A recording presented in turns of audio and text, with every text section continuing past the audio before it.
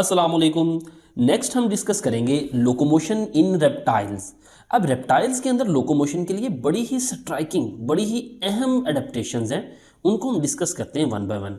सबसे पहले evolution of skeleton, यानी स्केलेटन ढांचे का इवॉल्व होना, बनना। They move better than amphibians, amphibians की निस्बत ये बेहतर तरीके से मूव करते हैं। किस वजह से? स्केलेटन के इवॉल्व होने की वजह से।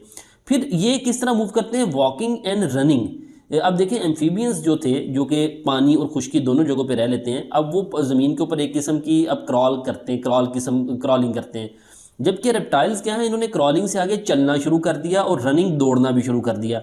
इनका बॉडी प्लान अगर देखें ना, तो वो किस बुनियाद पर है? Based on inherited from ancient amphibians. अब इनकी एवोल्यूशन एम्फीबियंस से ही हुई है, तो बॉडी प्लान भी तकरीबन एम्फीबियंस की ही तरह है। स्पोर्ट की बात करें तो skeleton is highly ossified. Ossified कहते हैं बड़ा सख्त होता है, मजबूत होता है। प्रोवाइड ग्रेटर सपोर्ट, और ये ज़्यादा सहारा फ्राहम करता है जिस्म को। सर्विकल वर्टिब्री, सर्विकल कहते हैं गर्दन की जो वर्टिब्री हैं। फर्स्ट टू सर्विकल जो वर्टिब्री हैं, पहली दो strong and hard neck vertebrae, वो स्ट्रॉन्ग भी हैं, हार्ड भी हैं, गर्दन की वर्टिब्री हैं। मसलन उनका नाम है एक्सिस एंड एटलस। ये क्या करती हैं? Provide greater freedom for the movement of head. इनका हेड दाएं बाएं बहुत ज़्यादा मूव कर सकता है इन एक्सिस और एटलस की मूवमेंट की वजह से। हाँ, एक्सिस वर्टिब्री जो सी है ना, specially modified for the rotational movement, जो गर्दन घुमा सकते हैं, वो इस एक्सिस वर्टिब्री की वजह से है। रिब्स की बात करें तो रिब्स हाईली मॉडिफाइड, बहुत ज़्यादा उसमें मॉडिफिकेशन है। मसलन वो कह रहा है ribs of snake have muscular connection with the large belly scale. इसकी स्किन में ना स्नेक में स्केल्स होते हैं, तो रिब्स का और उन स्केल का कनेक्शन है मसल्स के जरिए, मस्कुलर कनेक्शन होता है। Which help in the locomotion, जिसकी मदद से ये ज़्यादा बेहतर तरीके से मूव कर पाते हैं। फिर आगे बात करते हैं bipedal mode of locomotion. Many prehistoric reptiles walk on two hind limbs. देखिए ना, एम्फीबियन ज़मीन पे एक किस्म के इस तरह से क्रॉल, यानी ज़मीन के ऊपर इस तरह से लेट के क्रॉल करते हैं।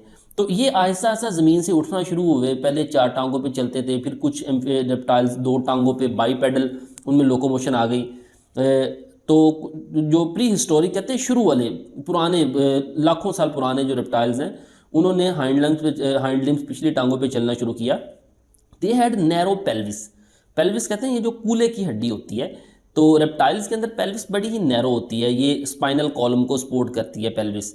And heavy outstretched tail, अलबत्ता इनकी टेल बड़ी हैवी होती है। यहाँ पे देखिए आपको डायनासोर नज़र आ रहा है, इसकी बहुत हैवी आउट स्ट्रेच्ड टेल है, क्योंकि जब इसने, जारी बात है, एम्फीबियन ज़मीन पे इस तरह से चलते थे, जब ये ज़मीन से उठे तो बिल्कुल सीधे तो नहीं ना उठे, अभी तो अभी थोड़े से झुके हुए थे, जिसकी वजह से टेल हैवी थी, जिसने क्या किया, बॉडी के अगले और पिछले हिस्से को बैलेंस किया। यहाँ पे देखिए ना, दरमियान में इसका बैलेंस बनता है, तो अगला हिस्सा और पिछला हिस्सा इस हैवी टेल की वजह से बैलेंस रहता है। वो स्ट्रेच टेल किसके लिए है? फॉर बैलेंस के लिए, बैलेंस के लिए, जैसा कि आप देख सकते हैं यहाँ पे। फिर bipedal locomotion make front appendages. Bipedal की वजह से जो फ्रंट अपेंडेजेस, ये जो अगले दो टांगे हैं, अगले दो ये जो आपको नजर आ रहे हैं, फ्री, ये फ्री हो गया, जाहिर बात है, दो टांगों पे चलना है तो अगली दो टांगे फ्री। Help in the capturing of prey, उनकी मदद से ये शिकार को पकड़ सकते हैं। और कुछ जानदारों में फ्लाइट इन सम एनिमल्स, यानी कुछ जानदारों में वही जो अगली जो टांगे हैं वो मॉडिफाइड हो गई, विंग्स के अंदर ये उड़ने लग गए। तो ये था आज का लेक्चर। मिलते हैं अगले लेक्चर के साथ।